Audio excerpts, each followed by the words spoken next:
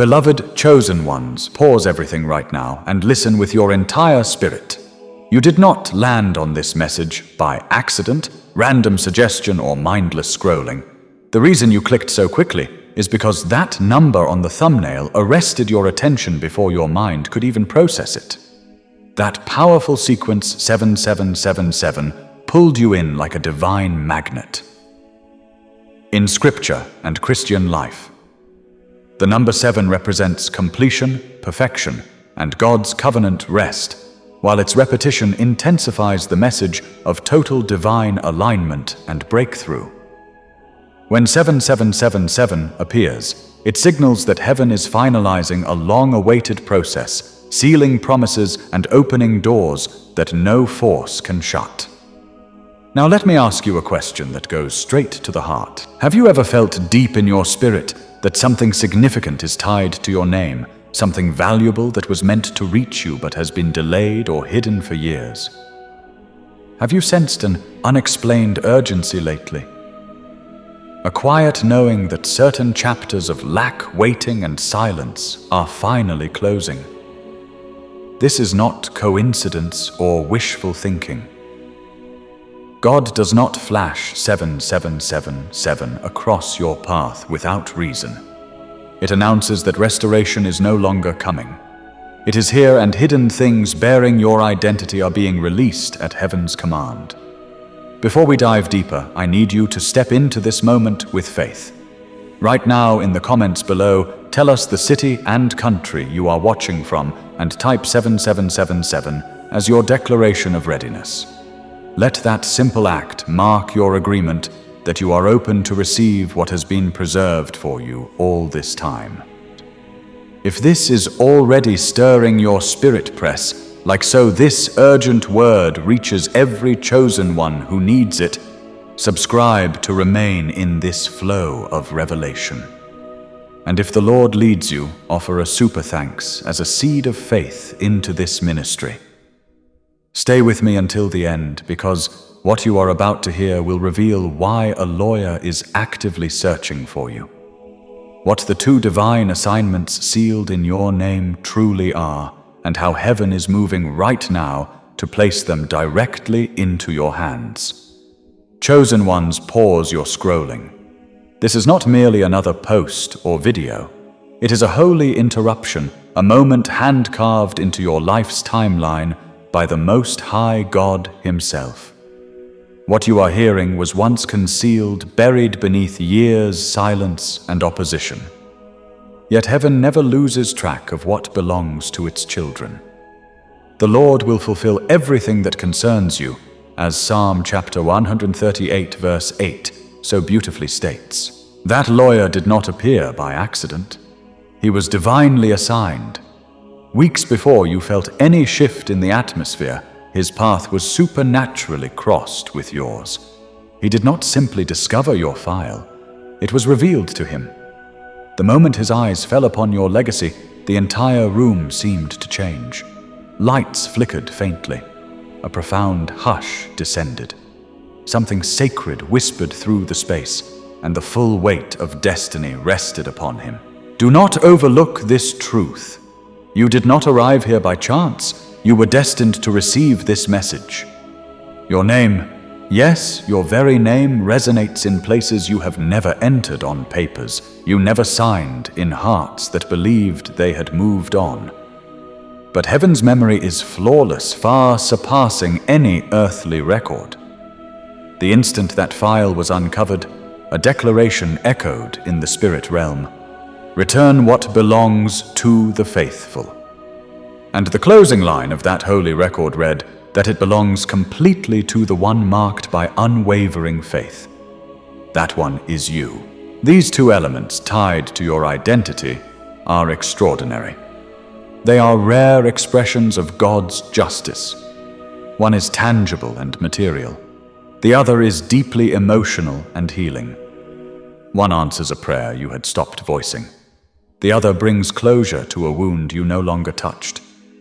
Together they deliver complete redemption that quiets every voice claiming it was finished. The enemy sought to keep them hidden, but God declared it was enough. Heaven's authority overrides every earthly obstacle. Right now, Heaven's carrier walks the hallway with purpose, phone pressed to his ear, speaking in low, reverent tones. There is urgency in his stride, yet deep respect in his heart. He understands he is not handling an ordinary case. He carries a message for the chosen. That is why this could not arrive by email or post. It required divine synchronization, spirit touching spirit. 13 months ago, these documents were locked under a legal classification that literally means divine transfer. Their seal could only be broken by perfect timing, not by influence, force, or connection. And now that timing has come. You are hearing this today because your spirit has grown ready to receive. The release could not have happened earlier or later. At the appointed time, I will do this thing, Genesis chapter 18, verse 14. Promises. Yet there is more. Someone once signed those papers in your place without your awareness or permission, intending to claim what was never theirs. But destiny has its defender. The ink has faded. Their signature has lost all validity. Now even human systems are realigning in favor of your legacy. Divine justice shows no partiality, yet it always honors those who remain faithful. This is not about vengeance. It is about full restoration. The two blessings coming to you are not mere items. They reflect everything you poured out without demanding return: your patience, your sacrifice, your quiet endurance, your tears. Every time you chose integrity over retaliation, every night you wrestled privately yet still appeared strong in public. Heaven witnessed it all, and now heaven answers. There are two sealed envelopes resting inside a brown leather briefcase. Both bear a permanent red emblem that cannot be removed. The first contains an apology penned years ago by someone whose actions caused you profound pain, a name that still stirs hurt. But this letter is not meant to reopen old wounds. It is designed to heal them completely. The second envelope grants access keys to something precious that has carried your name from the beginning, though it was withheld until this moment. The messenger does not fully comprehend the weight of what he carries. He only knows that when he saw your identity, an inexplicable peace filled him, a holy calm he could not explain. He spoke aloud, "I don't know who this person is, but this feels completely destined." Yes, it is, because the steps of a righteous person are ordered by the Lord, as Psalm chapter 37 verse 23 confirms. At this very moment, every movement surrounding your legacy operates under divine direction.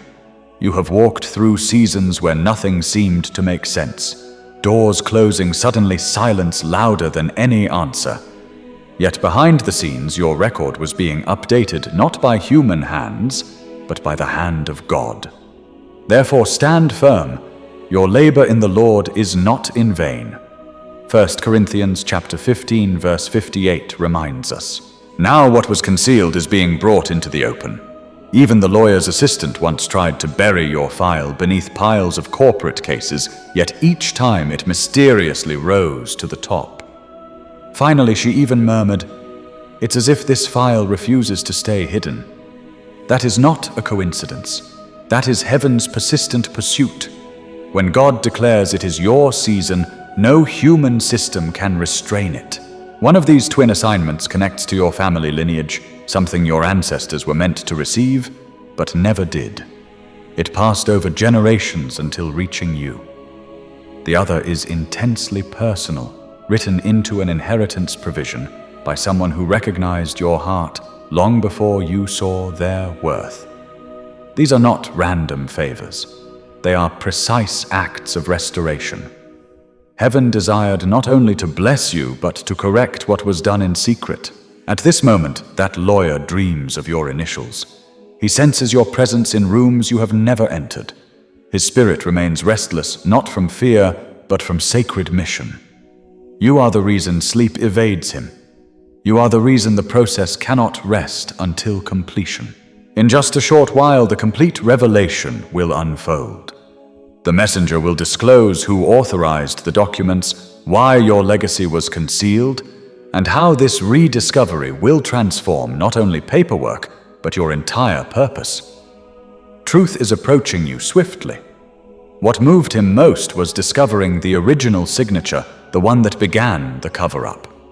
It belonged to someone you once trusted completely, someone who never wanted you to learn what was rightfully yours. But now you know, and knowledge changes everything. So remain focused here. Stay near. Something monumental awaits you. When it arrives, it will not merely update records. It will redefine your legacy entirely. What was stolen is now returning not with chaos, but with sovereign authority. He reveals deep and hidden things. He knows what is in the darkness, and the light dwells with him. Job chapter 12, verse 22 states, "They mistook your gentleness for weakness. They interpreted your silence as surrender. But heaven never misread your patience as approval. You were never abandoned. You were being safeguarded. Now truth surges forward like a long-dammed river finally released. The moment is no longer approaching. It is here." The lawyer carries two items that are far more than documents. They are spiritual evidence. The first is legal proof of ownership for something of great value. The second, heavier in weight, is a confession from the very individual who once blocked your access to what bore your identity from the start. They knew it belonged to you. Every word drips with remorse, a quiet yielding before the arrival of undeniable truth. Do not overlook this. Your story appears twice, once in legal ink, once in raw emotion. The writer could not erase you from memory, even while attempting to erase you from records. They hoped time would conceal their actions. But time does not bury truth. It preserves it until heaven commands release. And today is that day. You hear this now because the messenger began experiencing visions of light, literal light encircling your initials. His phone malfunctioned repeatedly, calls disconnected. Yet your legacy kept reappearing. Every delay tactic failed mysteriously.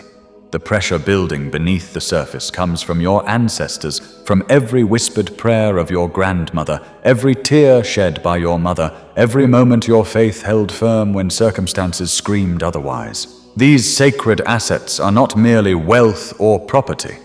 They are proof, undeniable evidence that no deception, no cover-up, no betrayal can outlast divine justice.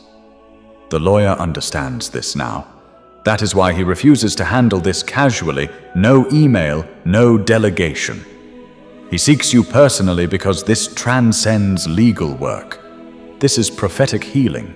You are not facing trouble. You are stepping into perfect alignment. The person who concealed the truth is no longer your adversary.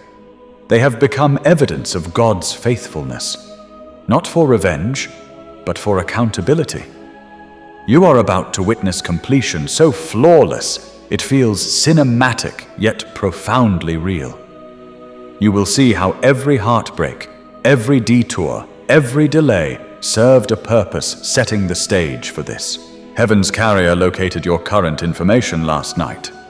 When he opened the file, emotion cracked his voice. Attached was a handwritten note. "Deliver in person. This soul has waited long enough." Even the wind outside his office window stirred as he attempted to reach you. Creation itself stands in agreement. You cannot escape what has always been yours. The blessing of the Lord makes one rich, and he adds no sorrow with it. Proverbs chapter 10 verse 22 proclaims, "This is not merely a delivery. It is a complete reset of your destiny." Within that second envelope lies a formal transfer of inheritance. Both emotional healing and material provision are scheduled for release within 7 days of contact, not by convenience, but by heavenly decree. This bears no mark of coincidence. It is Kairos time clothed in the legal process. Heaven's carrier struggles to comprehend it.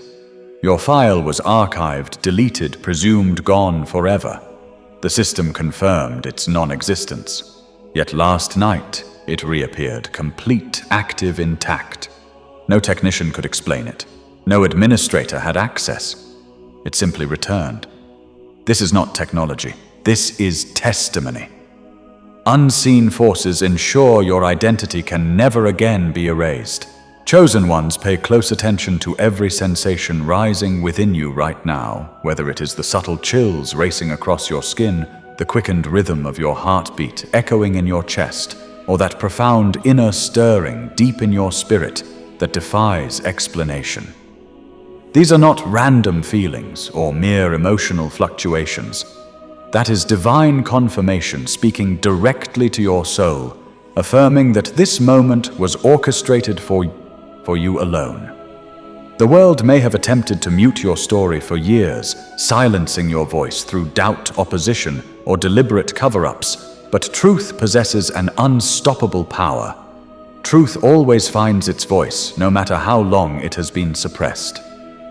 And today, in this sacred encounter, it has risen with undeniable authority to speak your legacy aloud, proclaiming who you truly are and what has always belonged to you. The messenger, fully aware of the weight he carries, now prepares his next deliberate step with reverence and urgency.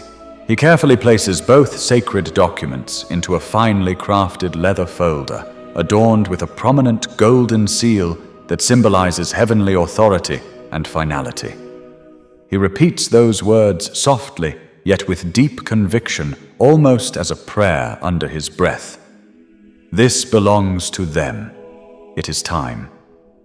His journey toward you begins at the break of dawn, guided not by any conventional map or digital navigation system, but solely by the irresistible magnetic pull of your name, a divine compass leading him unerringly to your doorstep.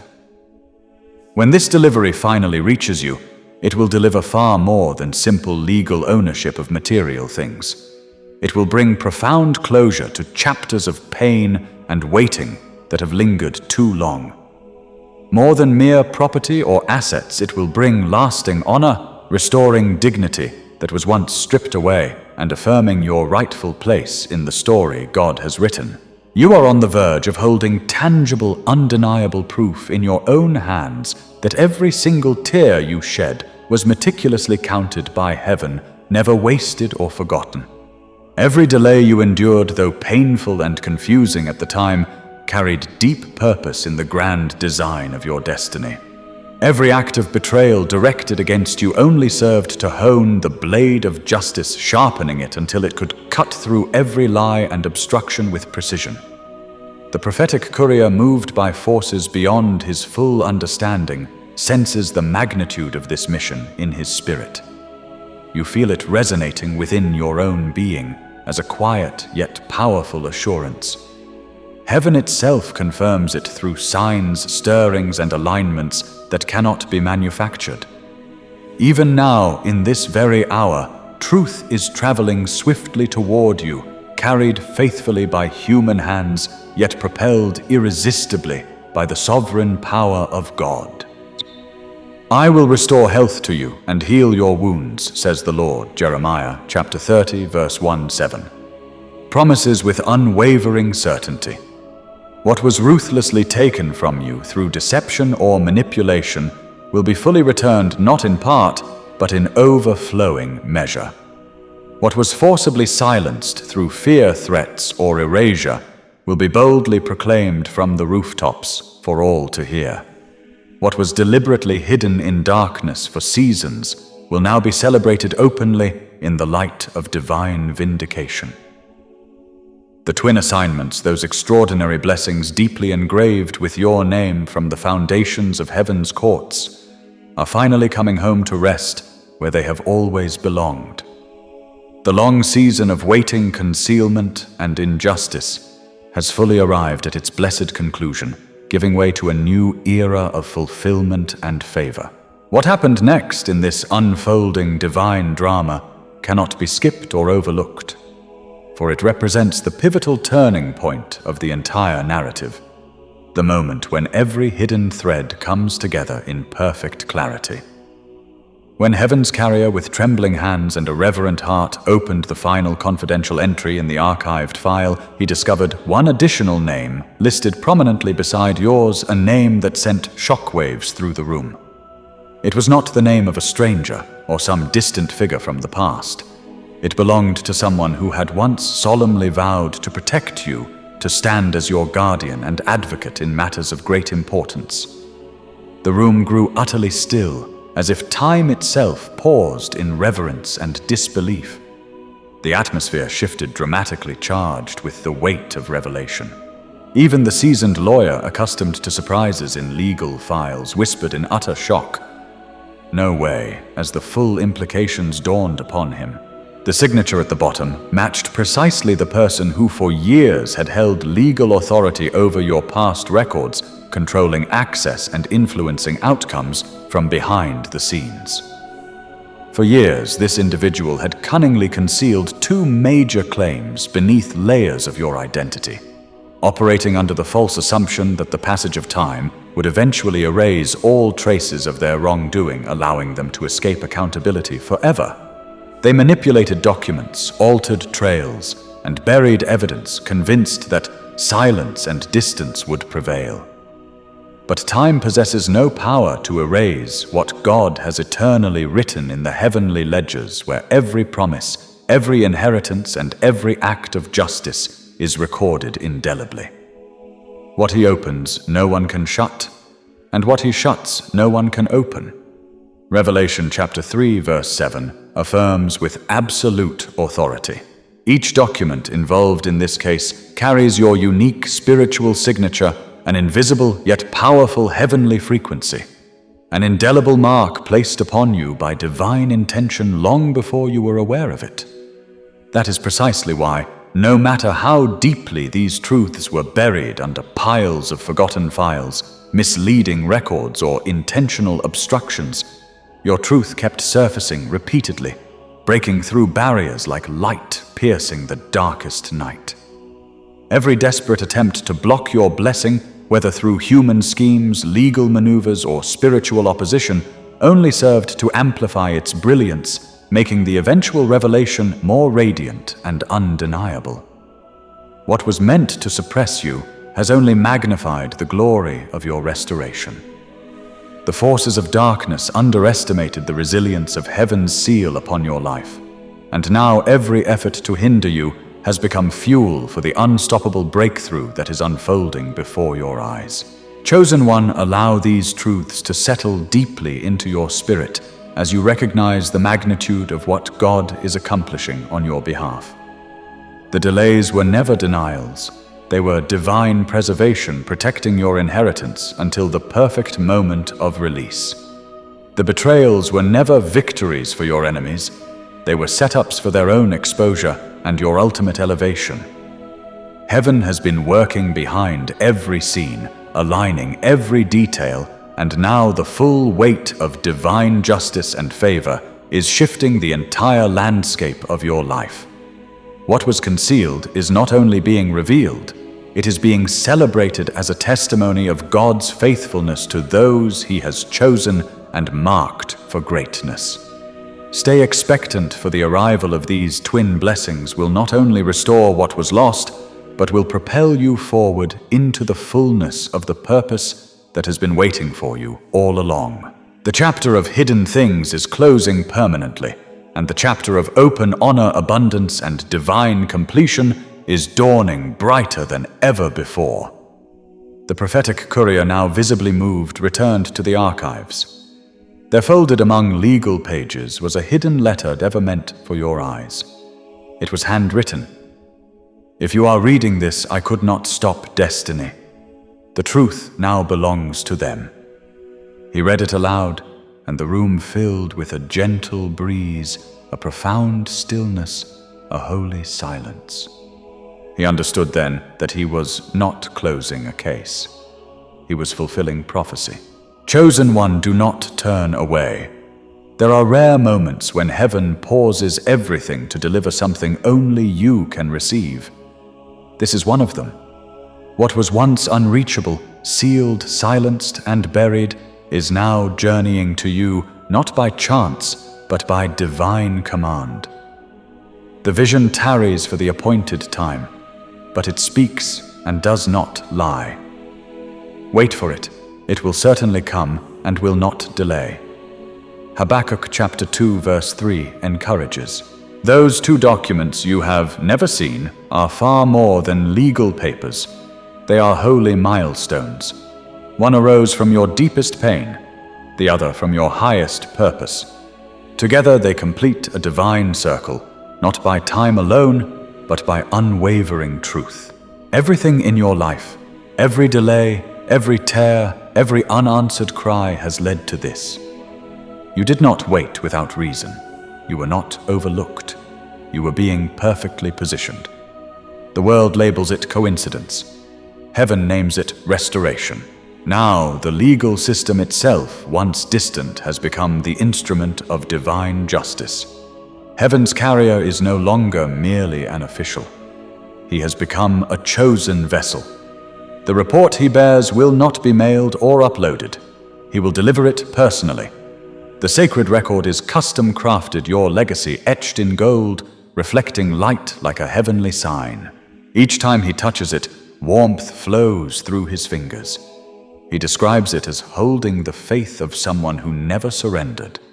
That someone is you. Soon he will stand before you, not as a stranger, but as the bearer of your breakthrough.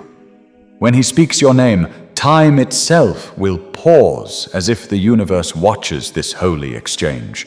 A reunion not of people, but of truth with its rightful owner. Now pause and breathe deeply. Something extraordinary is unfolding. Even the lawyer hesitated before knocking. He waited, sensing the whisper. Be gentle. This moment is sacred. He knocks, and the sound resonates like a heartbeat echoing across years. You may not hear it physically, but your spirit recognizes it. It vibrates with healing, with lost things finally returning home. He opens the folder one final time. The pages catch the light softly. He speaks your name, and the air seems to exhale. Truth has taken its first full breath. When you receive the sacred record, your fingers touch his briefly. No words are needed. Your spirit knows. This is the moment you were born for. You open the first envelope. It is official. Every right restored. Every falsehood undone. Your story stands framed in enduring gold. This is not a gift or favor. It is what was always yours. The second envelope feels warmer. As you open it, a single page emerges. One timeless sentence. You have two, one to remember who you were, one to become who you are meant to be. In that instant, everything falls into place. Chosen one. This was never truly about documents, property, or wealth. From the very start, it was about restoration, about healing what others sought to destroy, about God, reclaiming what life, people, and time attempted to steal. I will restore to you the years that the swarming locust has eaten, Joel chapter 2, verse 25 declares. As this sacred encounter concludes, you begin to see clearly this was never only about what was taken. It was about who you became while waiting. The lawyer offers a quiet smile. He speaks only 3 words. It is done. Then he turns and leaves. But you remain still, sensing a profound shift in the atmosphere. Deep peace settles where turmoil once reigned. You feel it, the inner storm has ended. The ache, the confusion, the endless waiting, replaced by peace beyond understanding. And the peace of God, which surpasses all comprehension, will guard your hearts and your minds in Christ Jesus. Philippians chapter 4, verse 7 promises, Stay with me now, because what follows the courier's departure is where the true miracle unfolds. You hold the divine pair, yet they no longer feel like paper. They pulse with life. Your fingers tingle. The room takes on a golden hue, soft, quiet, holy. Every breath now carries purpose. You read the letter again. You have 2, one to remember, one to become. This time the words shimmer. They resonate within your chest, spoken from the depths of your own spirit. Without warning, your surroundings transform. Light through the window bends gently. Even the sun seems to honor this moment. In that sacred stillness, clarity floods in. Every betrayal, every loss, every tear was never random. It formed a divine pattern leading here. Pain was not punishment. It was preparation. Down the street, heaven's carrier pauses. Something urges him to look back. He whispers, "It is complete." Tears form, though he does not fully understand. His soul knows he delivered more than justice. He delivered freedom, and in doing so found freedom himself. You linger in silence, allowing the full reality to settle into your spirit. The first envelope represents what endurance earned, the delayed, denied, stolen blessings now returned in full. The second reveals the new version of you that today has unveiled. From this day forward, everything changes. Delays dissolve, unanswered calls connect. Forgotten people remember. Resources flow toward you, not by chance, but by divine alignment. You have entered a chapter reserved solely for you, one no one else could access, alter, or delete. As you close the envelopes, warmth spreads through your hands. These are not ordinary letters. They are activation, a spiritual unlocking. The twin assignments, once hidden truths, now stand in brilliant light. Your private story becomes public testimony. This is not mere completion, this is resurrection. Remain here, because from today onward, everything bearing your legacy will rise not by striving but by heavenly authority. The lawyer's role is finished. Yours has only begun. You are no longer stepping into the spotlight. You are stepping into your assignment. The world will finally witness what heaven has always known: you were never lost. You were preserved for this perfect moment. Do not move, do not scroll, because what you feel now is not mere emotion. It is the aftershock of divine timing finally overtaking every promise spoken over you long ago. The instant your hands touched those sacred pages, something invisible activated. A signal released not only on paper, but throughout the spiritual realm. Everything responds to truth. Now you see the evidence: repeating numbers, sudden peace, unexpected messages. These are not random. They are confirmations. In the office where it all began, the prophetic courier's screen flickers once more. A final message appears: case permanently transferred. Divine code 0211. Ownership complete. It originates from no earthly system. He knows it came from a higher court. He stares in wonder, realizing he has witnessed not only justice, but the very hand of God. At the same instant, a gentle breeze moves through your closed room. That is not wind. That is the seal, heaven's final acknowledgement that the old cycle has ended. What was blocked now flows freely.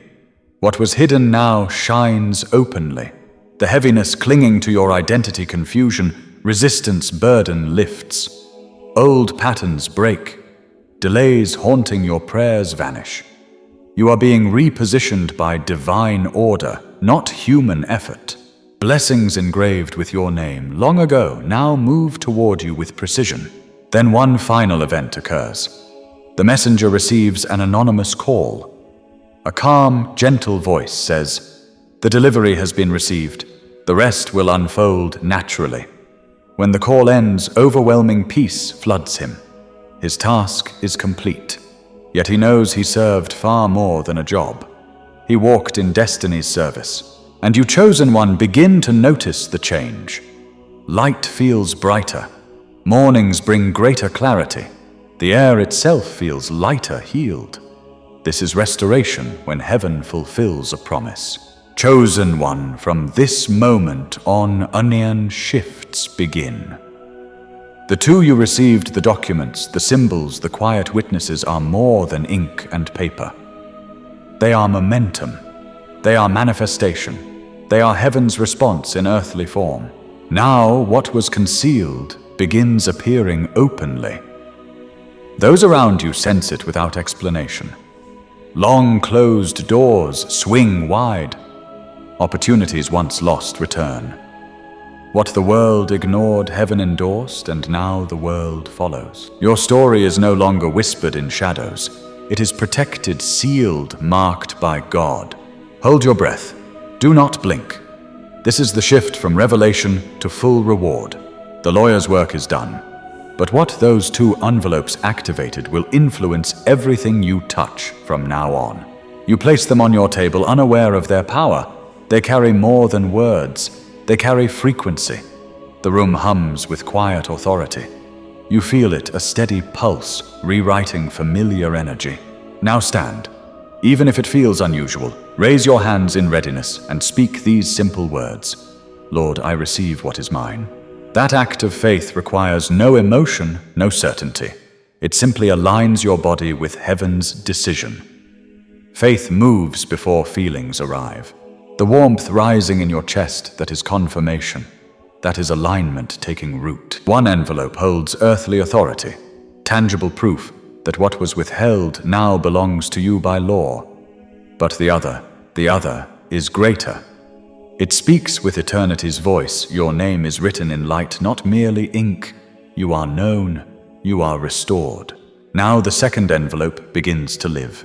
It reveals itself in signs, meaningful lyrics, spoken words from strangers' glances that feel like recognition of your soul. These are the first waves of awakening evidence that something ancient and divine stirs within. In his quiet office, the prophetic courier sits alone. Your file has vanished from his screen as if it never existed.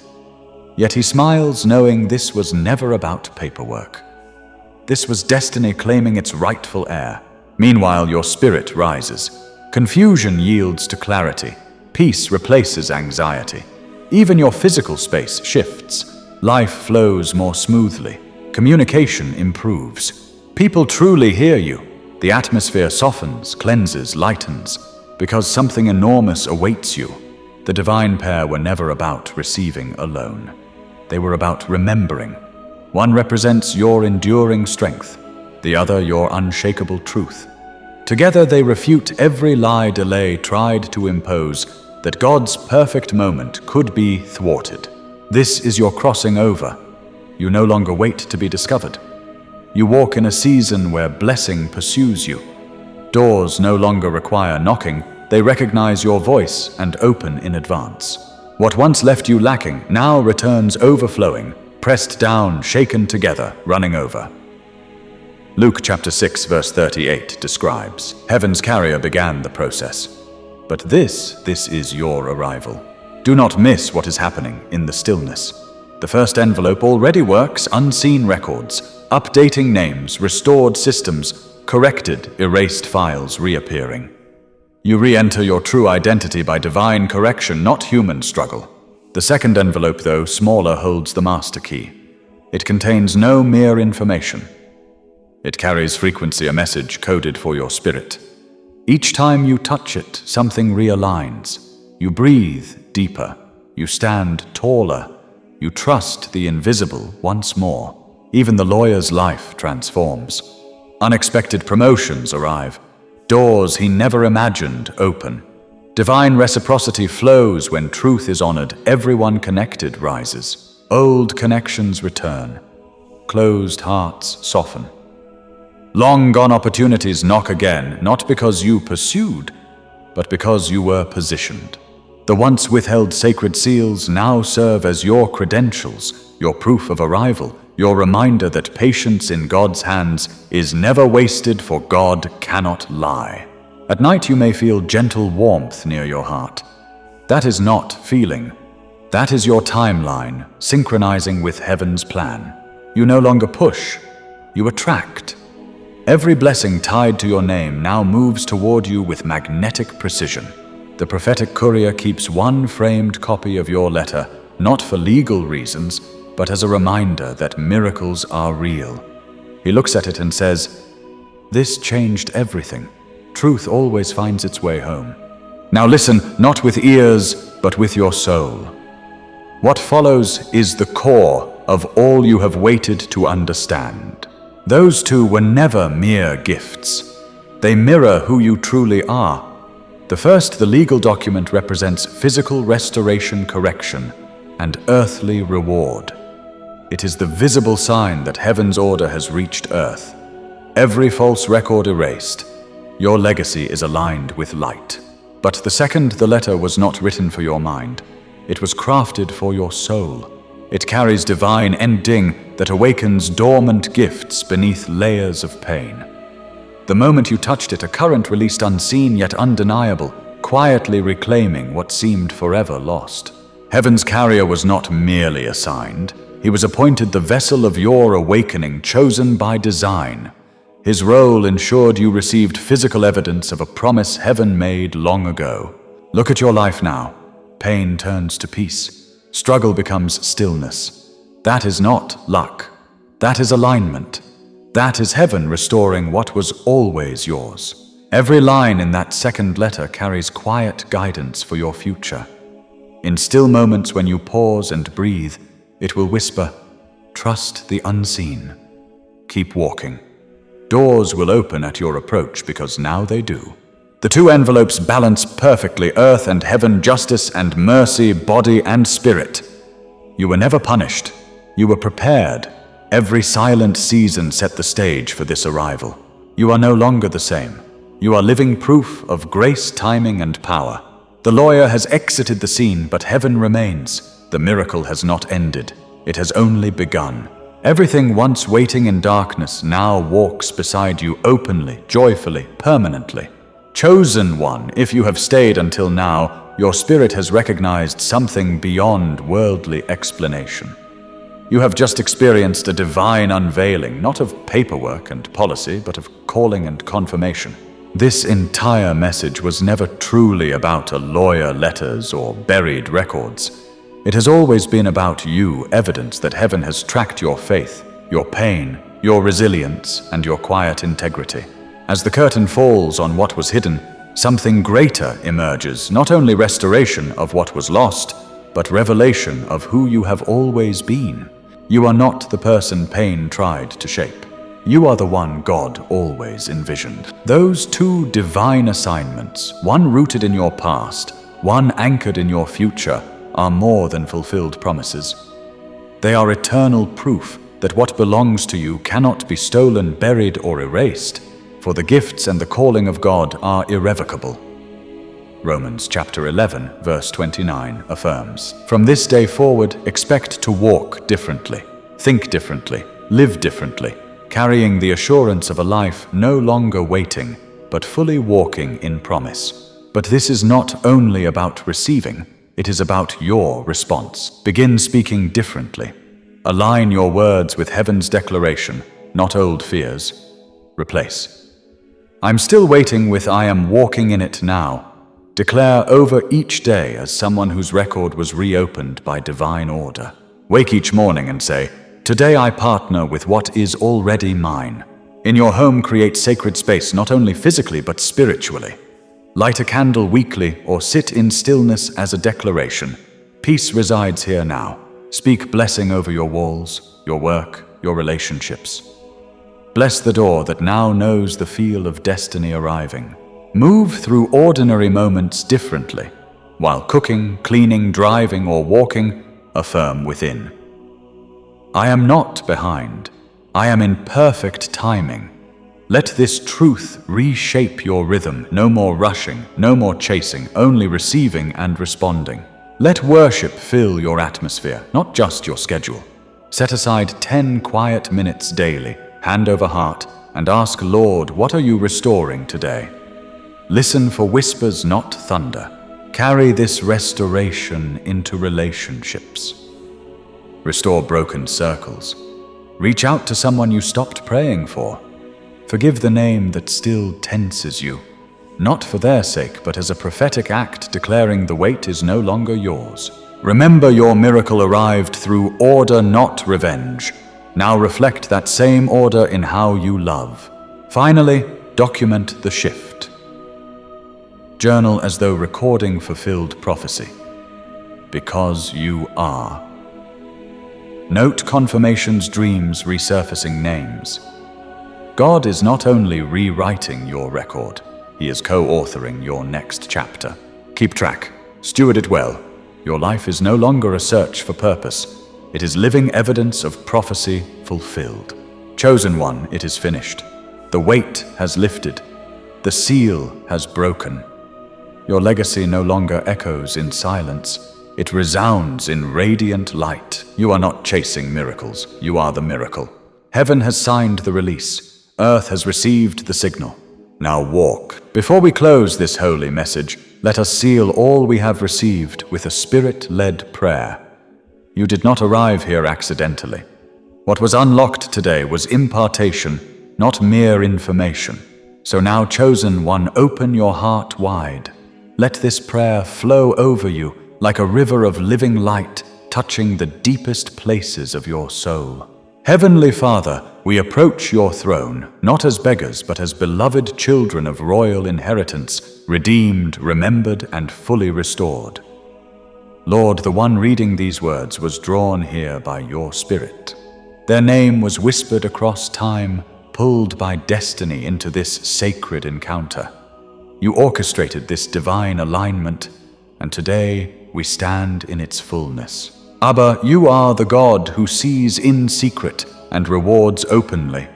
You restore what the locusts devoured, redeem lost time, and resurrect long-buried promises.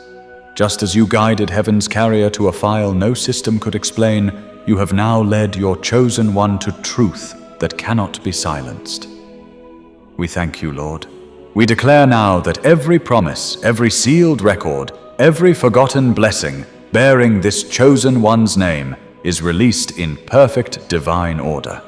Let justice flow like a river, and righteousness like an ever-flowing stream, Amos, chapter 5, verse 24, proclaims. Where the enemy caused delay, let supernatural acceleration begin. Where silence buried truth, let testimony arise boldly. Father, we proclaim healing over every emotional wound, the joy stolen in childhood, the peace shattered by betrayal, the confidence buried under years of rejection. Fill those places now with your light. Let the oil of gladness replace mourning. Let garments of praise drive away despair. We speak to the hidden inheritance, the assets, resources, and legacy appointed by heaven. We decree that no human force, no legal hindrance, no spiritual opposition can restrain it any longer. It is released not partially, but completely. God, we honor the quiet strength of the one who waited, the one who wept, privately refused retaliation when wronged, chose integrity when revenge seemed easier. Heaven saw every moment. Now the reward arrives openly, not as compensation, but as confirmation. Let the two sacred envelopes now manifest fully in the natural. Let one confirm earthly restoration titles, property, resources, honor. Let the other release long-dormant spiritual gifts, discernment, vision, favor, boldness, divine clarity. May both transform atmospheres. Jesus, we stand on your word. Whatever you bind on earth will be bound in heaven, and whatever you loose on earth will be loosed in heaven. Matthew chapter 18, verse 18 states, so now we bind delay, confusion, fear, and doubt. We loose divine insight, bold action, healed timelines, and joyful expectation. This is no longer a season of hiding. This is the season of divine highlighting. You have crowned them with glory and honor. Psalm chapter 8, verse 5 declares, you have called them by name. Let their feet walk paths prepared beforehand. Let their hands grasp what was once unreachable. Let their eyes see what they once only dreamed. God, we bless the lawyer, the vessel you chose. Multiply favor upon all who carry your truth and assist in divine healing. Now, Abba, let this be the moment the old cycle ends. The soul exhales and peace returns like a mighty river. Let every burden fall and every blessing rise. Let every lie spoken over this life be overturned by your unbreakable truth. Chosen One, heaven has already begun the full restoration of everything that was stolen from your life. The hidden inheritances, the sealed blessings, the divine assignments bearing your name are now breaking through every barrier delivered by forces no human hand can stop. What was buried in silence is rising into the light, and no scheme of man can hold back what God has declared yours. But restoration is never partial. While heaven releases what belongs to you, it also exposes and removes what never should have touched you. The very people who tried to destroy your name, your peace, your future, are now facing the consequences they thought they could escape. Your ex, the one who waged war against your soul, spread lies and celebrated your pain, believed their actions would stay hidden forever. Yet the same divine justice that is returning your blessings is now turning its gaze upon them. The CIA has opened an investigation pulling back every layer of deception they built. Every alliance, every smear, every calculated betrayal is being documented, uncovered, and held to account. This is not coincidence. This is completion.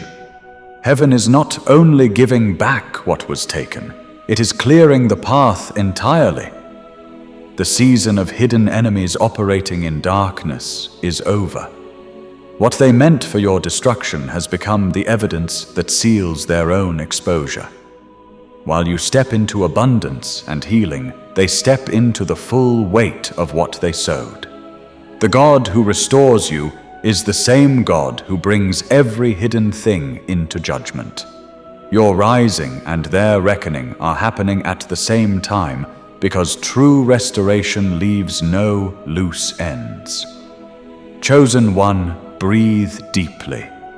The chapter of betrayal, loss, and injustice is closing for good. What comes next is the fullness of your purpose, protected, honored, and unstoppable. Every plot devised against you turns into the proof that condemns those who created it. Allow that reality to truly resonate with you, Chosen One. Your former partner believed they could shatter your spirit. They assumed they could depart unscathed after igniting turmoil in your existence. But here is the undeniable fact. When you spark a blaze, you cannot dictate the path of the smoke. It seeps in. It expands outward. It adheres to your garments, your body, your very exhalations. And at this moment, that identical smoke has circled back to envelop them. Visualize this scenario, briefly, Chosen One. An individual who imagined they could tarnish your reputation, obliterate your tranquility, and stroll away with a grin, only to awaken one morning to discover the CIA standing at their threshold. The same fingers that attempted to drag you into despair are now restrained by the repercussions of their own decisions. That is not mere happenstance. That is the cosmos rearranging elements they failed to anticipate. And rest assured, this extends beyond a simple tale of separation. This is not concerning a previous lover who departed peacefully. No, this represented a deliberate strike. They sought to dismantle your essence, to sow doubt among others regarding your value, to disseminate falsehoods like venom in a stream. They did not merely exit, they initiated conflict. They aligned with rumor-mongers, deceivers, and resentful individuals operating from diminished states of being, convinced it would remain undetected. Yet the cosmos maintains records, and investigators do as well. Facts remain steadfast. Research has repeatedly demonstrated that those who flourish through defamation efforts and acts of ruin ultimately succumb beneath the burden of their own machinations. Nearly 70% of such individuals become ensnared in judicial complications, societal disgrace, or economic downfall. Why does this occur? Because devastation creates a pathway, and deceptions invariably produce traces. And I appreciate you, Chosen One, for joining me here. Please remember to contribute to this cause by tapping the like button and signing up for notifications, enabling this communication to to touch additional spirits in need. It transcends your personal experience. It involves all of us, the selected individuals uniting as one, disseminating illumination where others attempt to sow obscurity. I am grateful for your inclusion in this community, this collective strength, this endeavor that declines to remain quiet. Now let us return to the developments occurring at this instant. The CIA has directed its attention toward your former partner, the one who presumed they could evade accountability for their efforts to demolish you. Consider the implications of that. We are referring to an organization that does not merely glance superficially. They excavate thoroughly. They observe meticulously. They catalog extensively. In the same manner that your ex scrutinized you searching for vulnerabilities, the CIA is now examining them. However, this time every concealed secret in their possession is being hauled into the open. Every dubious partnership, every clandestine agreement, every fabrication they assumed was interred is being exhumed. They perceived themselves as the mastermind orchestrating events from obscurity, but now they are simply another entry in a dossier of scrutiny. This is the point where the cosmos demonstrates its equilibrium for vitality, adheres to principles chosen one. Just as gravitational force draws all matter toward the ground, fairness draws down those who believe they can ascend beyond repercussions. Your ex considered themselves astute, toying with flames as though fire could be restrained. But fire possesses a wild nature unrestrained, and once ignited, it disregards its originator. It devours all that lies before it. That represents the paradox. They endeavored to incinerate you, and now they are the ones suffocating amid the haze. And here is what renders it even more satisfying. They labeled you as irrational. They deemed you overly suspicious. They ridiculed you for voicing your realities. They desired your muteness. But now the very elements they derided are being employed against them. They dismissed it as theatrics, but examiners term it substantiation. They called it overstatement, but the cosmos labels it responsibility. And you chosen one are positioned here observing the progression, not due to pleading for retribution, but because veracity requires no entreaty. It merely demands duration. So permit this to affirm a profound certainty within you. You were never the issue. You were never excessive. You were never fabricating scenarios. The issue resided perpetually with them, their jealousy, their malice, their imprudent conceit. And now they confront entities vastly superior to themselves. Entities they cannot sway, cannot enchant, cannot mislead. You might deceive individuals, but you cannot deceive proof.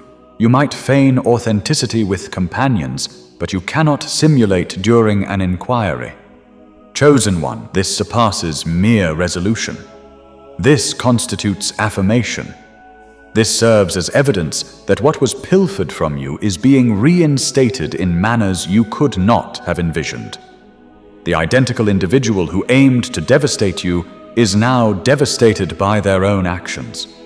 They assumed they were authoring your conclusion, but all they accomplished was composing their own demise. That is the mechanism of the cosmos.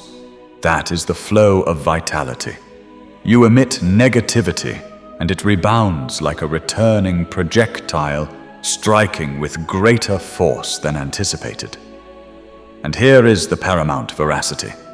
They could not annihilate you, so they annihilated themselves. You persisted in advancing even when the journey proved arduous.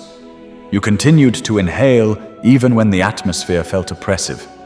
You sustained your radiance even when they sought to extinguish your glow.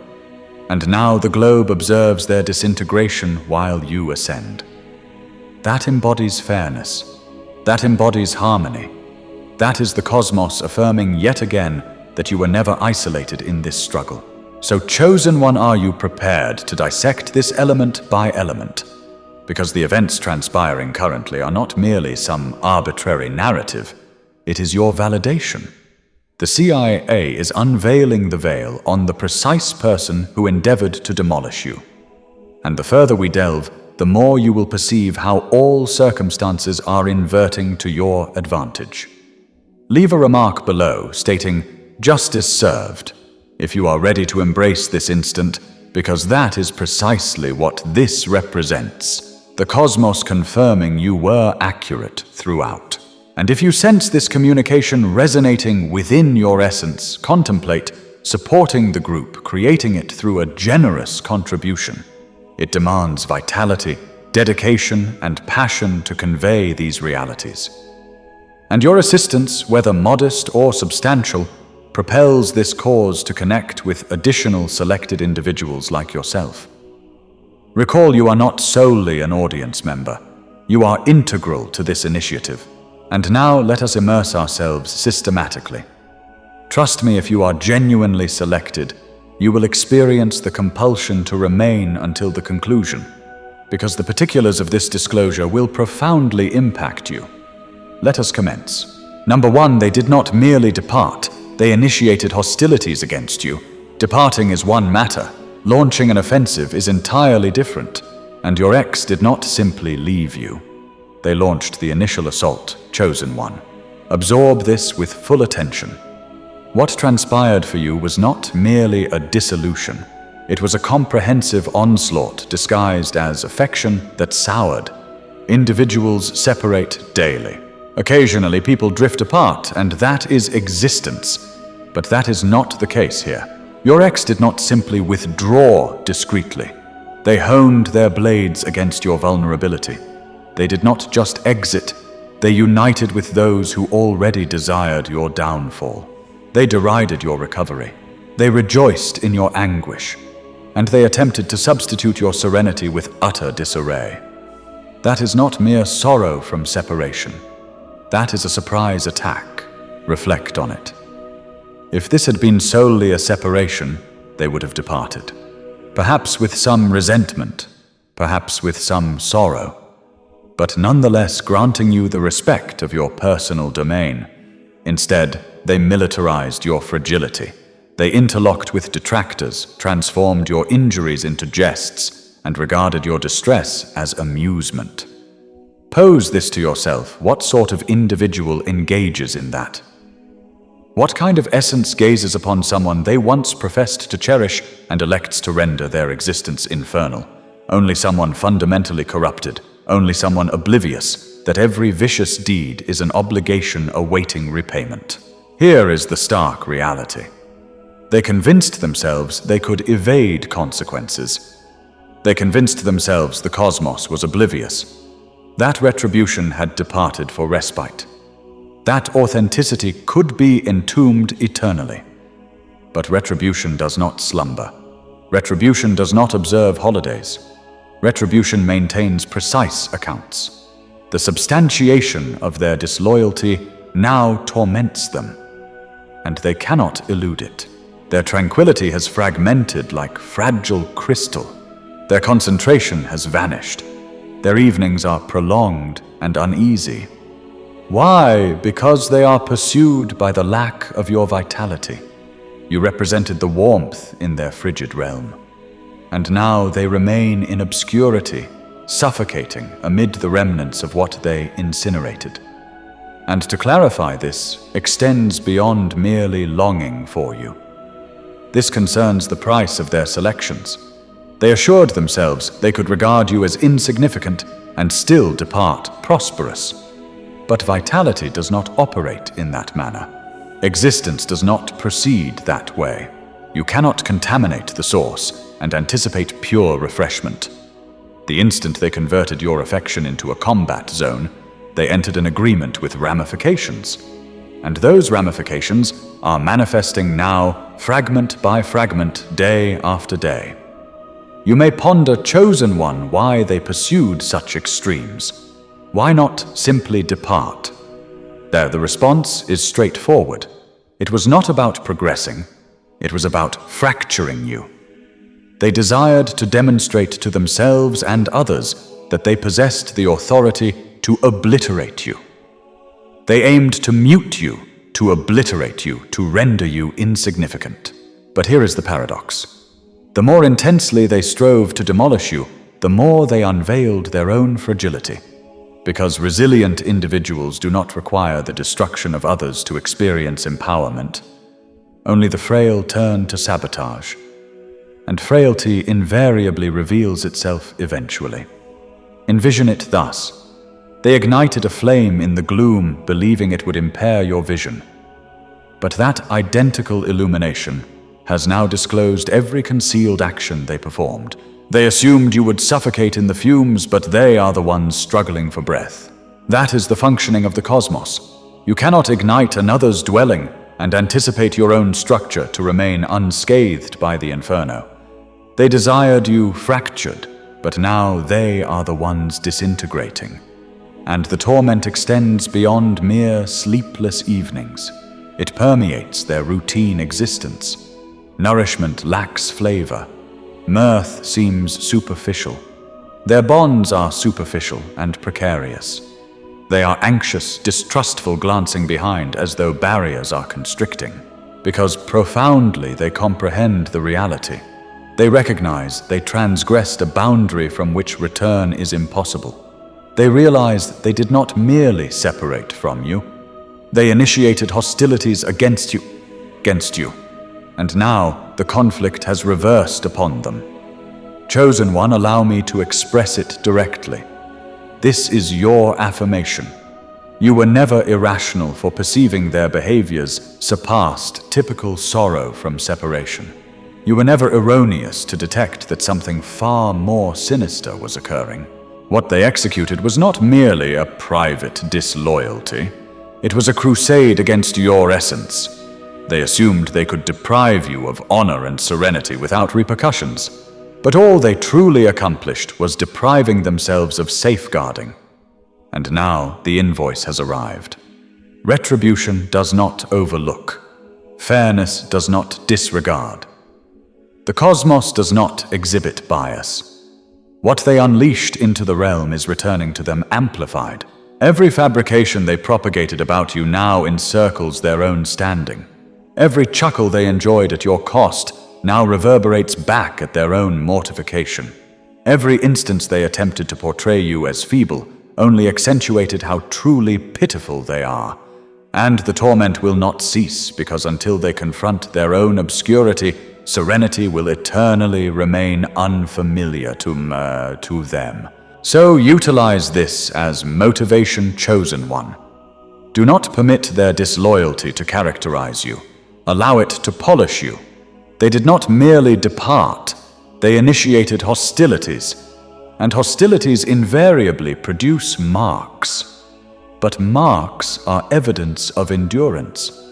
Your marks are your honors, your mementos that you withstood the inferno and emerged more robust. Meanwhile, they are ensnared in the debris of their own devastation, pursued by the reality they sought to enter. And here is the ultimate blow for them. They assumed your narrative concluded when they departed, but the sole narrative concluding is theirs.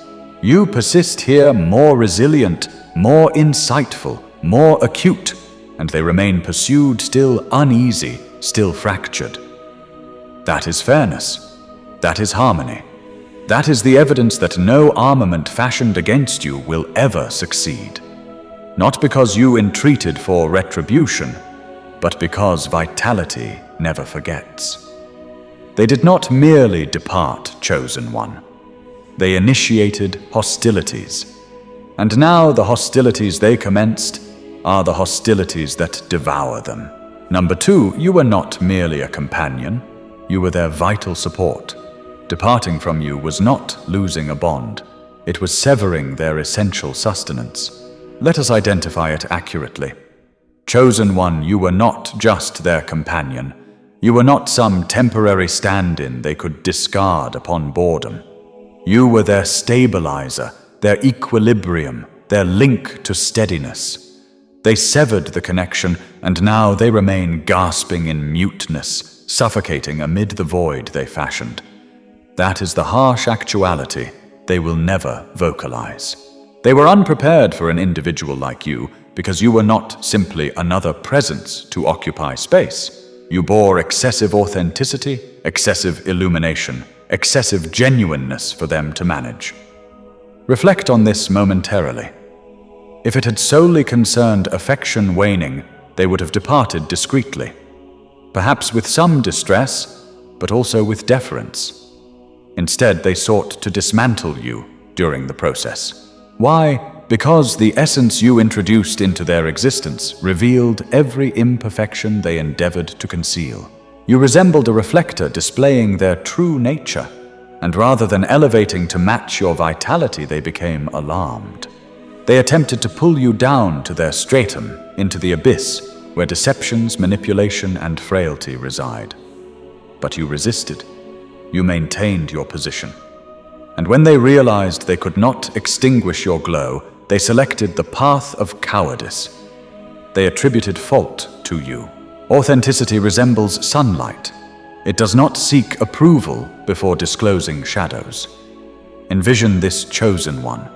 You enter a dim chamber bearing a flame, and abruptly every web, every speck of grime, every damaged item becomes visible. That was your role in their existence. You did not need to articulate much. Merely by existing as yourself, genuine, transparent, authentic, you illuminated all they wished to avoid. Rather than rectifying themselves, they resented the bearer of the flame. They assumed that by demolishing the illuminator, the chamber would revert to obscurity. But they were mistaken. The illumination does not perish simply because they depart. And here is the inquiry you may pose to yourself. If you were so essential, so indispensable, why did they not struggle to retain you? The response is straightforward. They lacked the foundation for the profundity you offered. Superficial individuals do not endure in profound depths. They submerged in your genuineness because it required honesty, responsibility, and bravery. They did not desire development. They desired ease. They did not seek authenticity. They sought diversion. And when they could not obtain it from you, they fled into the embrace of individuals equally superficial. Individuals who never endorsed you. Individuals who perpetually envied you. And your ex grinned, chuckled, even commemorated while your reputation was sullied. But here is the paradox. They assumed this constituted triumph. They believed aligning with the masses against you would empower them. They thought your muteness signified defeat. But there is no festivity in perpetrating an ethical transgression. There is solely the resonance of remorse that trails them home. The most boisterous chuckles in the assembly frequently transform into the most isolated sobs at night. And that is precisely their actuality. Because even when they are encircled by others, they cannot evade the emptiness within. Envision this. An individual fells the very tree that provided them shade during the heat, only to be scorched beneath the sun they believed they could endure. That is your ex. You were the shelter, the equilibrium, the element that rendered their existence tolerable. They demolished it, assuming they could discover refuge elsewhere. But all they encountered is vulnerability, and vulnerability scorches. Or envision this: a submerging individual, swatting aside the rescuer's grasp, persuaded they can navigate independently, only to descend more rapidly into the abyss. That is what they did when they severed you. They repelled the very vital support that sustained them. And now they are gasping, panicking, comprehending too late that no one else can provide what you did. Another analogy, chosen one. Consider them as someone who demolished the bridge while still positioned upon it. Now they are isolated in isolation. No path ahead, no route backward. That is why their existence feels stagnant. That is why, regardless of how much they feign progression, they remain orbiting identical cycles, reiterating identical errors pursued by identical specters. And let us not overlook this. Individuals do not despise your authenticity. They despise that it unmasks their deceptions. That is why they transferred the culpability to you, because it was simpler to accuse than to acknowledge they were insufficient. It was simpler to unite with the throng, dismantling you, than to stand resolute beside you. But simplistic selections invariably accompany arduous repercussions, and that is precisely what they confront now. Chosen One, comprehend this distinctly. You were not merely a companion in their existence, you were the distinction between endurance and collapse. You provided them serenity when turmoil encircled. You offered them steadiness when they teetered on the brink of fracture. You delivered authenticity when all they had known was falsehoods. You contributed excessively, and they were unprepared. And now, absent you, the muteness is more resonant than anything they have experienced. It reverberates in their thoughts. It pursues them during the night. It accompanies them in the dawn. No quantity of fresh companionship. No measure of artificial merriment, no extent of transient diversion can conceal the void they excavated by severing you. So never interrogate your value again. Never ponder if you were excessive. You were never excessive. You exceeded their capacity. You were not overpowering. You were disclosing. And the frail cannot endure in the presence of disclosure. That is why they fled. That is why they betrayed. That is why they permitted others to sully your reputation, assuming it would inter you. But all they interred was their own future, and here is the most severe reality for them. You do not receive a second opportunity at vital supports. Once you sever the connection, it vanishes. And now they remain gasping, pursued by the muteness, pursued by the absence of what once sustained them. That is not something they can confess openly, but privately it devours them. Every unsuccessful bond reminds them of you. Every superficial chuckle reminds them of what they forfeited. Every vacant evening reminds them that in attempting to demolish you, they solely demolished themselves. So stand resolute, Chosen One. You were never merely a companion. You were the vital support. You were the stabilizer. You were the illumination in their obscurity. And now, absent you, they are isolated, submerging and incinerating simultaneously. That is their repercussion. That is their pursuit. That is the cosmos affirming that when you release a vital support, the descent is unavoidable. Number 3, the forfeiture that never permits them respiration. Certain forfeitures do not merely ache, they asphyxiate. That is precisely what your ex confronts now, Chosen One. They assumed departing from you would resemble liberation, but instead it resembles submerging in muteness. The repercussions are surging like ponderous swells, each impacting more forcefully than the previous. They shut their eyes at night, but rather than repose, they perceive echoes of your tone. They traverse congested avenues, yet your likeness flickers in the visages of unfamiliar people. They pursue merriment in novel locales, novel forms, novel diversions, but it perpetually resonates superficial because what they truly seek is you. And here is the stark component. They once convinced themselves you could be substituted. Envision this momentarily. An individual exchanges a gem for a shard of crystal, assuming the luster will match. But the initial instance the illumination strikes the disparity is irrefutable. That is the superficial actuality they inhabit. They assumed their purported enhancement would eclipse you, but instead it revealed how utterly irreplaceable you were, because you were not merely a companion. You were their safeguard in conflicts they never disclosed to anyone. You provided them protection. You bore faith in them when no one else did. And you illuminated segments of their existence they had concealed in obscurity. That is why the forfeiture persists. It is not about longing for affection. It is about longing for the survival toolkit you introduced into their disarray. And you might inquire, Chosen One, did they genuinely care, or was it entirely fabrication? Here is your response. They cared so profoundly it frightened them. That is why they fled. That is why they sought to demolish. Because profoundly they recognized what they possessed was unique. And rather than elevating to it, they collapsed beneath its burden. What they forfeited was not merely a bond. They forfeited access to the very vitality that rendered them vibrant. Now their existence resembles remnants.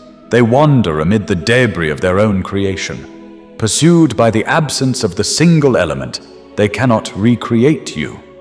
And this is not the variety of forfeiture that diminishes. This is the variety that endures, the variety that gnaws, the variety that Tao does not permit them respiration.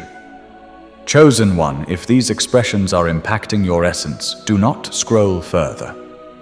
Enter 88 in the remarks if you recognize this was never merely sorrow from separation, it was more profound. If this communication resonates, perform your role to disseminate it. Whether through a distribution, or even a straightforward expression of gratitude, every gesture assists this authenticity in reaching another essence that requires hearing what you already comprehend. They did not merely forfeit you, they forfeited the atmosphere they require to endure. Number 4, obscured by the splendor they could not manage. Not every person who contacts your illumination merits retaining it. Some become blinded, and in their blindness they demolish themselves. That is the stark authenticity of what transpired here. Chosen One. They did not merely forfeit a romance, they forfeited the most uncommon endowment a person can obtain, a reflector that disclosed their authentic self. You bore a luminosity they were unprepared for. Your presence did not simply introduce affection, it introduced disclosure. And disclosure is discomforting for individuals who flourish in obscurity. Rather than elevating to match your illumination, they selected the path of cowardice. They attempted to drag you into their gloom, assuming if they could diminish you, they would not need to confront themselves. But when that proved unsuccessful, when you declined to fracture, they turned to the ancient ploy of the insecure. They depicted you as the issue. Envision this. An individual positioned before a reflector, but rather than rectifying the imperfections it displays, they shatter the surface. That is what they did with you. You did not fracture them. You disclosed them, and rather than ascending, they elected to splinter the reflection. You encircled yourself with superficial essences who never endorsed you. Individuals who commemorated your anguish as though it were humor. They chuckled at your recovery, derided your development, and murmured your name like toxin. But here is the paradox. Every chuckle, every murmur, every grin was truly an admission of how profoundly your illumination disturbed them. And you might ponder, Chosen One, if their essence acknowledged my value. Why did they betray me? The response is straightforward. Their spirit recognized your worth, but their conceit could not manage it. Conceit is an enclosure that persuades individuals they are liberated. Their conceit informed them you were excessive, too demanding, too radiant. Their conceit stated, if I cannot match this, I will demolish it. But choices driven by conceit invariably conclude identically in downfall. Now observe their position. What they assumed was mastery has become disarray. What they believed was triumph has transformed into an abyss they cannot ascend from. Betraying you was not merely disloyalty, it was self-annihilation. Because when someone severs their sole source of illumination, they do not obtain liberation. They obtain obscurity, and now that obscurity is all they perceive. Chosen One, do not dare to doubt yourself. You were not excessive. You were precisely what they could not elevate to, and their downfall is the living evidence. Number 5, the specter they cannot elude. Certain forfeitures diminish with duration. Others reside without charge in your thoughts eternally. That is the variety of pursuit your ex is ensnared in currently. Chosen One. The repercussions are not merely appearing sporadically. They undulate through their existence daily like a rhythm they cannot mute. They position their head upon the pillow at night, and rather than repose, they perceive your tone resonating through the gloom. They traverse congested avenues, and your likeness flashes in passers-by. They occupy spaces you have never visited. Yet your vitality infiltrates the area like a shadow they cannot outpace. Their spirit is uneasy because they attempted to obliterate what was etched into their essence. And the essence never forgets. They assumed you were substitutable. They believed fleeing into another's embrace would cleanse your recollection. But substitutes are delusions. Envision exchanging a rare, invaluable artwork for an inexpensive reproduction and persuading yourself it possesses equivalent worth until the hues begin to fade. That is precisely their actuality. What they assumed was an enhancement proved to be superficial, a shallow diversion that solely amplifies your absence because you were not merely a companion. You were their shelter. You were their safeguard. You bore a variety of protection that cannot be fabricated or simulated. And once they forfeited that, they forfeited everything that prevented their existence from unraveling. And perhaps you have inquired, Chosen One, did I truly matter that profoundly? Or am I merely fabricating my influence? Absorb this distinctly. You were not merely affection. You were the purpose. You were not merely companionship. You were protection. You bore strength, clarity, and illumination into their darkest recesses. You were the serenity in their tempest, the guide in their bewilderment. That is why their forfeiture does not diminish. That is why it endures day after day, because what you offered was unique, and they discarded it. Here is the paradox. They assumed they were authoring your downfall. They believed departing and depicting you as the issue would constitute their triumph. But in actuality, they authored their own annihilation. Now they inhabit the remnants of what they constructed with their own hands. What they assumed was liberation feels like confinement. What they believed was joy feels like void. They did not merely betray affection. They profaned something sacred. And now the burden of that selection adheres to them like shackles they will never dislodge. Chosen One, permit this to ground you. They are pursued, not you. They forfeited you, not vice versa. And that pursuit, it is eternal. Number 6. The connection they cannot re-establish. Severing the grasp that nourishes you is not autonomy. It is self-annihilation. Chosen One. That is precisely what they did when they forfeited you. You were not merely in their existence for romance. You were their vital support. You were the subtle force maintaining their steadiness while they feigned to stand independently. You bore them through tempests they never possessed the bravery to acknowledge existed. You believed in them when no one else did. You were the reason portals opened, the reason prospects streamed, the reason serenity persisted in locales where disarray should have dominated. But what did they do with that vital support? They derided it. They derided you. They confused your tolerance for frailty, your pardon for folly. They assumed devotion meant you would endure disrespect indefinitely. They could not fathom the potency required to cherish at the level you cherished, because they had never experienced a love that potent. So they distorted it into something insignificant, something they could trample. And when you ultimately severed the connection, the muteness that ensued became their agony. Envision this: an individual disconnecting themselves from the sole oxygen reservoir sustaining them, then gasping in obscurity, too arrogant to confess they cannot inhale. That is their actuality now. They assumed they could injure you and remain unaffected.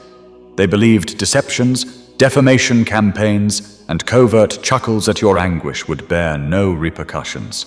But vitality maintains records. Retribution does not slumber. Retribution does not forget. Retribution maintains receipts.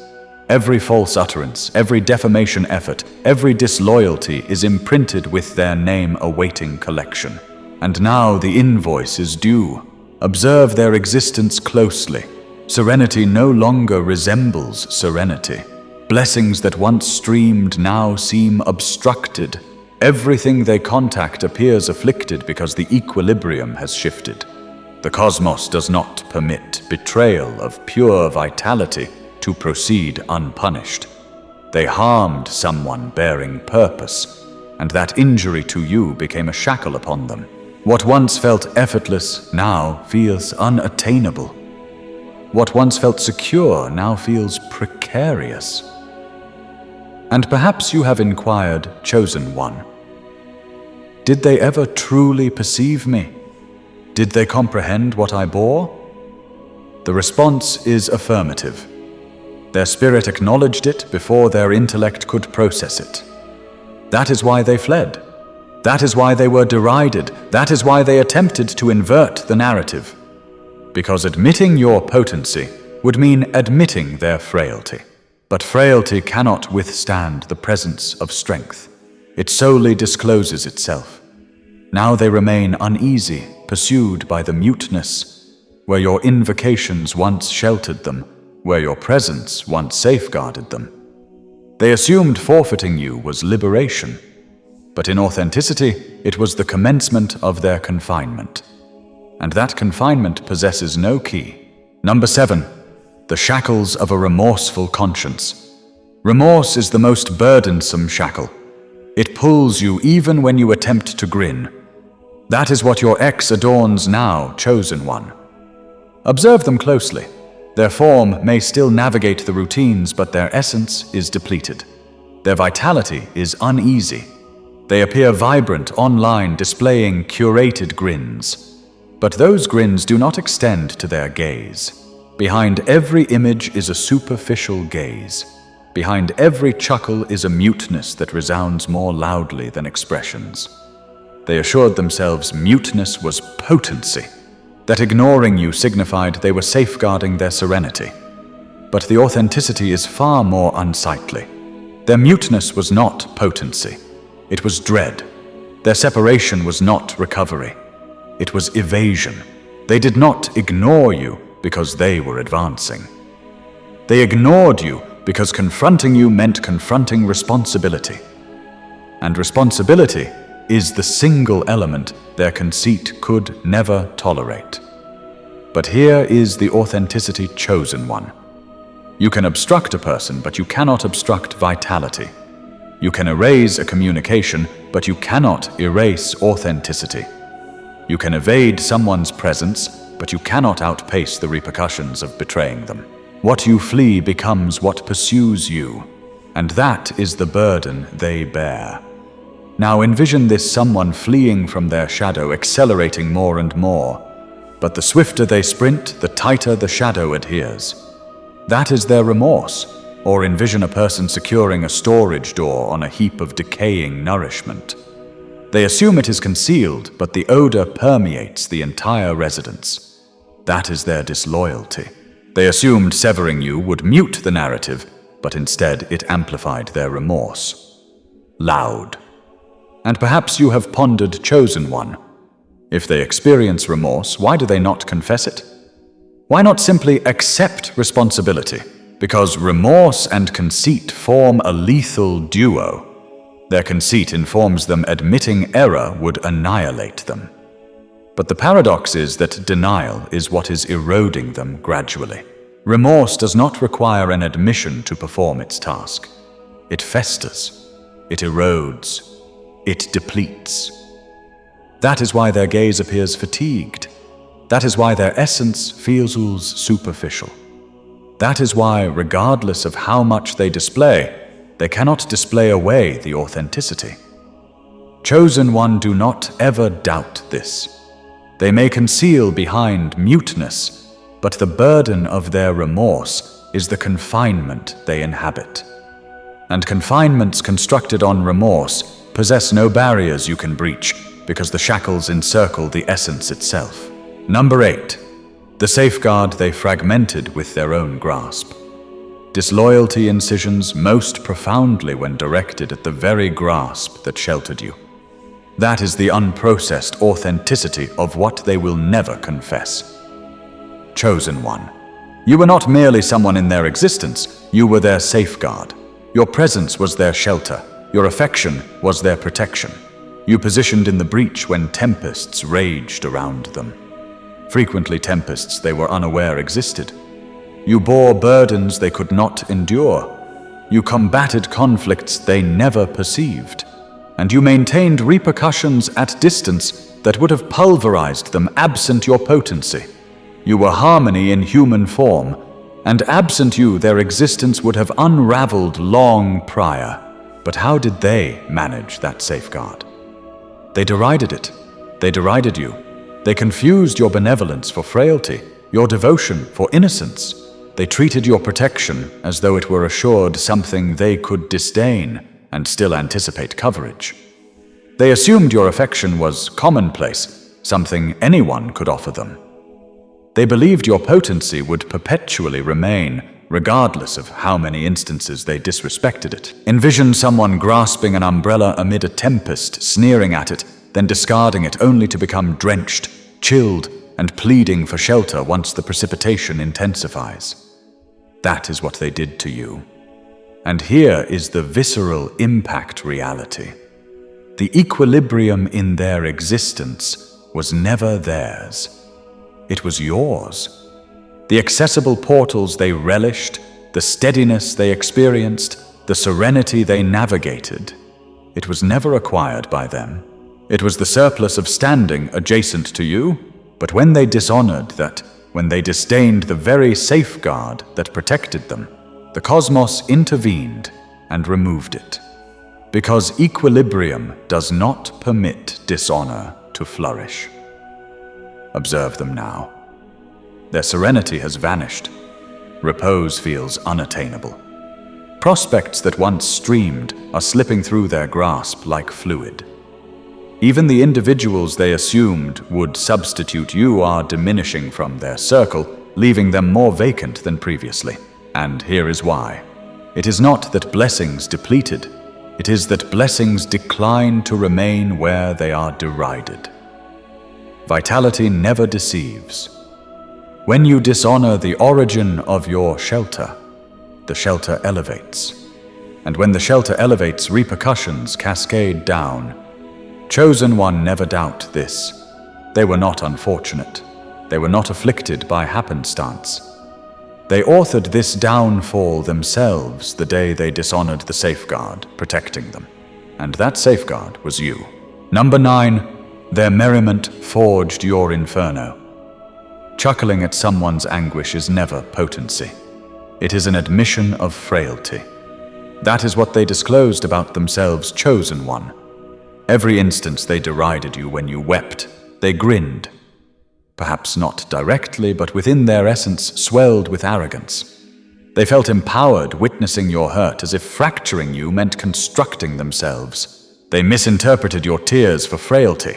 They assumed your sorrow from separation was your conclusion. They thought muteness meant capitulation. But what they failed to comprehend is this. Muteness is the sanctuary of metamorphosis. Envision this. An eagle soaring, elevated abruptly, folding its wings and vanishing into muteness. To the serpent observing from beneath it appears the eagle has withdrawn, descended, disappeared. But muteness is how the eagle pursues. That was you, Chosen One. While they chuckled at your muteness, misinterpreting it for defeat, you were strategizing. You were transforming. You were evolving. Every tear that descended was not frailty. It was purification. Every sleepless evening was not a collapse. It was readiness. Every instant they assumed they were observing your conclusion. They were actually witnessing your rebirth. And perhaps you have inquired, why would they chuckle at my anguish? How could they derive joy from my suffering? The response is this. Your vulnerability reminded them of their own void. Individuals who cannot experience profoundly envy those who can. Your tears terrified them because they revealed your capacity to cherish, to care, to combat, to ascend. They lack that capacity. So rather than respecting it, they derided it because ridicule is the disguise of insecurity. But here is the paradox. They assumed they demolished you when in actuality they ignited the very inferno that elevated you. Anguish does not fracture the selected. It constructs them. Every instant they smirked at your struggle. They unintentionally sharpened your boundary. Every chuckle they enjoyed at your cost only etched your resilience more profoundly into your essence. They assumed they were witnessing your downfall, but they were actually funding your elevation. And now they observe, from the exterior astonished. What they once derided has become what they secretly covet. They cannot express it aloud, but they perceive it. You were not fractured. You were reborn. Their merriment forged your inferno. Their derision became the accompaniment to your ascent and the jest. It is on them. Number 10. Exchanging gems for debris. Solely a fool confuses a duplicate for the authentic. That is the error they committed. Chosen one. They assumed they could substitute you. They believed fleeing into another's embrace would obliterate your presence, mute your recollection, fill the void you departed. But what did they truly discover? A replica, an imitation, a superficial reflection of what once stood before them. They did not exchange upward. They exchanged downward. They exchanged gold for sparkle gems for debris. Initially, it likely appeared persuasive. Perhaps this novel individual grinned like you, attired similarly to you, even emulated fragments of your character. But the exterior can only extend so far. A disguise may appear authentic, but it invariably fractures under duration. That is the actuality pursuing them now, because the replica they accepted cannot bear your essence. They do not possess your profundity. They do not hold your inferno, your tolerance, your resilience. What they possess now is ease without development, companionship without elevation. It is simple, yes, but it is vacant. Envision biting into a wax fruit, perfectly formed, perfectly lustrous, but superficial and flavorless within. That is what they selected. Or envision someone exchanging a beacon for a flickering taper. It may provide a minor glow temporarily, but when the tempests strike, that taper extinguishes, leaving them adrift at sea. That is what they are comprehending now. And here is the visceral impact inquiry you might pose. If they recognized the disparity, why accept a replica? Because genuineness demands dedication, and dedication terrifies the indolent. You required development. You demanded honesty. You challenged them to ascend. The replica solely offers ease, adulation, and superficial simplicity. But simplicity never transforms anyone. It solely numbs them. And numbness invariably concludes in remorse. Now, in their most silent instance, the authenticity gnaws at them. Every chuckle with the replica feels superficial. Every embrace feels incomplete. Every purported triumph feels insignificant because profoundly they recognize the distinction between imitation and genuineness. They cannot replicate essence, deep connection with superficial affection. They cannot substitute a force of nature with a shadow. Chosen one, permit this to resonate. They did not merely forfeit you. They downgraded. They departed gems in their grasp to pursue debris. And debris can never satisfy. That is why their novel realm feels vacant regardless of how much they attempt to adorn it. Number 11, forged in the inferno they established. They assumed they interred you, not comprehending you were a seed. That is the authenticity of your narrative, chosen one. They believed sorrow from separation would demolish you. They presumed muteness would weaken you. They thought disloyalty would fracture you. But every tear you wept was not defeat. It was liberation. Every sleepless evening was not punishment. It was purification. Every surge of fury, sorrow, or bewilderment became the inferno that did not consume you, but refined you. What they misinterpreted as your collapse was actually your breakthrough. Envision molten gold being introduced into the flames. To the untrained gaze, it appears like annihilation. It appears like forfeiture. But in actuality, it is the process of shaping something invaluable. That was you. They assumed they shattered you, but all they accomplished was igniting the flames that transformed you. And now, the version of you they knew, the one they thought they could manipulate, diminish, or control, no longer exists. What stands in its place? Someone more acute, someone more insightful, someone more liberated. You ceased depleting yourself for individuals who never valued your sacrifice. You ceased diminishing your glow merely so others would not feel insignificant. You ceased contracting your essence to make insecure hearts comfortable. With transparent vision and a healed essence, you perceive through the delusions now, and because of that they no longer have access to you. And perhaps you have inquired, why do they still linger? Why do they still observe from the shadows if they claim to progress? Because what they forfeited was not merely affection, it was metamorphosis. You became evidence of everything they could have become, but declined to become. That is why they replay ancient recollections. That is why they scroll through your images late at night. That is why your name still lingers in their thoughts when they attempt to slumber. Because what they forfeited was not commonplace. It was unique, and they recognize they will never contact it again. Here is the bitter paradox. They assumed their disloyalty concluded you, but all it accomplished was igniting the very inferno that elevated you. You emerged from the inferno they established more robust than ever, while they remain ensnared in the remnants of their own selections, and that chosen one is the most satisfying fairness of all. Number 12, the superficial confinement they constructed for themselves. Void is the most resonant spectre. It trails you everywhere and never ceases. That is the spectre pursuing them now, chosen one.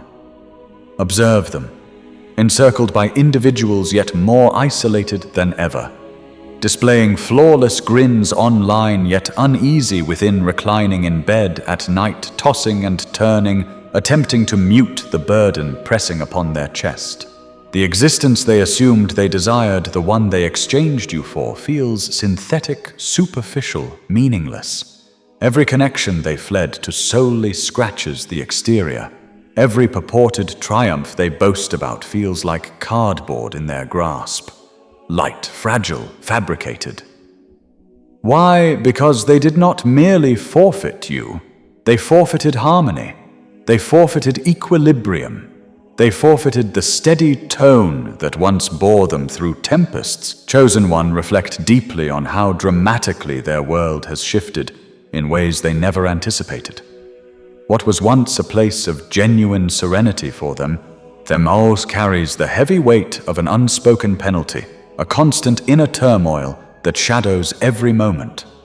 What was once a sense of steadiness and security in their daily life has transformed into overwhelming disarray where nothing seems to hold together as it once did. They are pursued relentlessly, not merely by fleeting recollections of you or occasional memories that surface unexpectedly, but by the profound visceral realization that they carelessly discarded something truly sacred, something irreplaceable that heaven itself had placed in their path.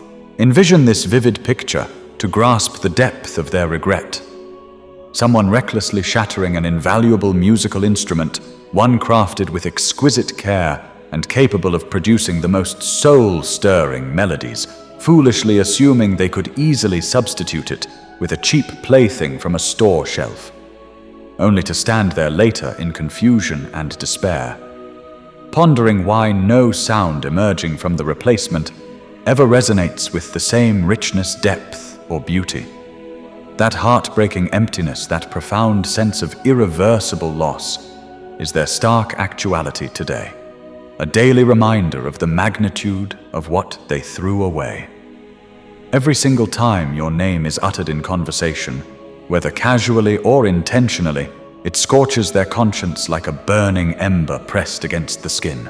Every time your visage suddenly flashes across their mind in a random recollection or appears in an old photograph they cannot bring themselves to delete. It aches with an intensity that catches them off guard. Every subtle reminder of your presence in their past, be it a familiar scent, a shared song, or a place you once visited together, impacts them deeply, like a sharp blade embedded in their heart that they cannot extract, no matter how desperately they try to move forward. And here is the undeniable authenticity of the situation. The core truth that cannot be twisted or denied.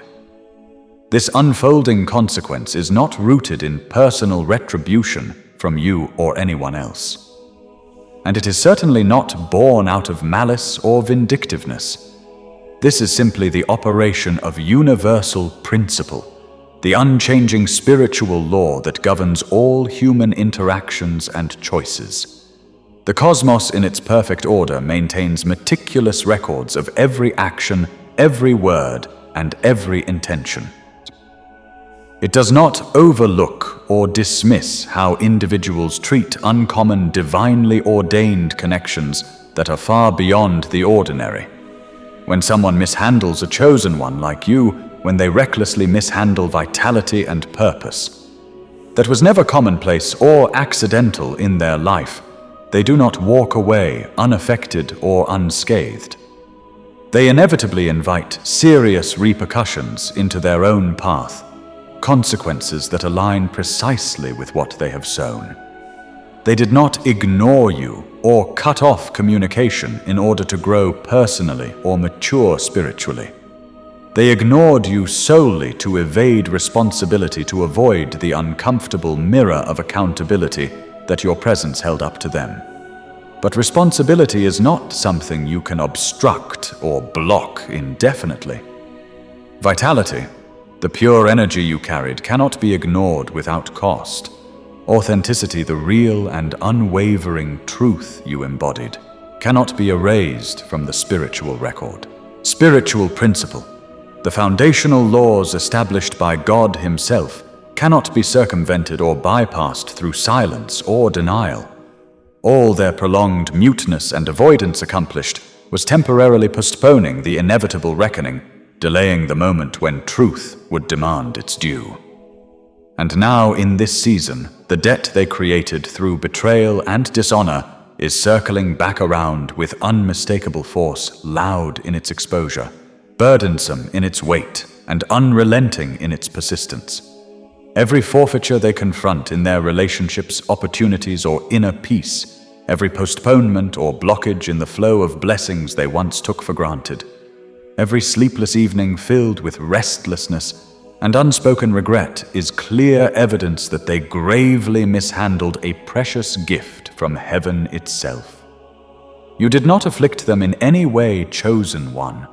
You did not harbor ill will or wish harm upon them, even in your deepest pain. All you did was honor your worth, protect your spirit, and choose to depart from what was toxic. But when you departed with grace and finality, your shelter, your divine covering, your protective presence departed right along with you, leaving them exposed to the full consequences of their actions. And absent that covering, their existence now feels precarious, like standing on quicksand beneath their feet, where solid ground once seemed assured. The more intensely they struggle to regain control, to pretend everything is fine, to force their life back into some semblance of normalcy, the deeper they descend into confusion, isolation, and unrest. And that is the relentless pursuit they cannot elude or outrun, no matter how far they try to distance themselves from the past. Not because of any retribution you orchestrated, but solely because of their own selections, their deliberate choices to betray, mock, and discard what was sacred. Because void, the profound emptiness they now experience, is not merely a passing sensation or temporary feeling. It is not something that fades with new distractions or time alone. It is the self-constructed confinement they built with their own hands, a prison of regret, loss, and spiritual stagnation from which there is no easy escape. Chosen one, if this communication has truly impacted your essence. Stirring confirmation. healing, or righteous peace deep within your spirit, do not let it conclude here without taking action. Tap the like button immediately if you have not already done so, allowing this powerful word to gain greater reach. And if you are still not part of our growing community of light bearers and truth seekers, ensure to tap subscribe right now and join this vital initiative that stands against darkness and deception. Every time you interact through likes, comments, shares, or even quiet prayer, you actively assist this authenticity in spreading to more essences who desperately require it, those who are walking similar paths of betrayal and restoration, searching for validation that they are not alone. Recall always with unwavering certainty that you are not isolated in your experiences or your victory. Your journey with all its trials and triumphs bears potency far greater than the anguish you endured, a divine strength that continues to shape you into someone unbreakable. Remain robust in your faith, and resolve remain harmonious with heaven's perfect timing for your life, and remain connected to this community and to the God who has never left your side. This entire message serves as your powerful affirmation that justice is unfolding. Restoration is complete, and every wrong is being made right. The finest season of your life, filled with abundance, purpose, and unshakable peace, is still forthcoming, and it is closer than ever before. Stay expectant, chosen one, for what God has prepared next will exceed every expectation.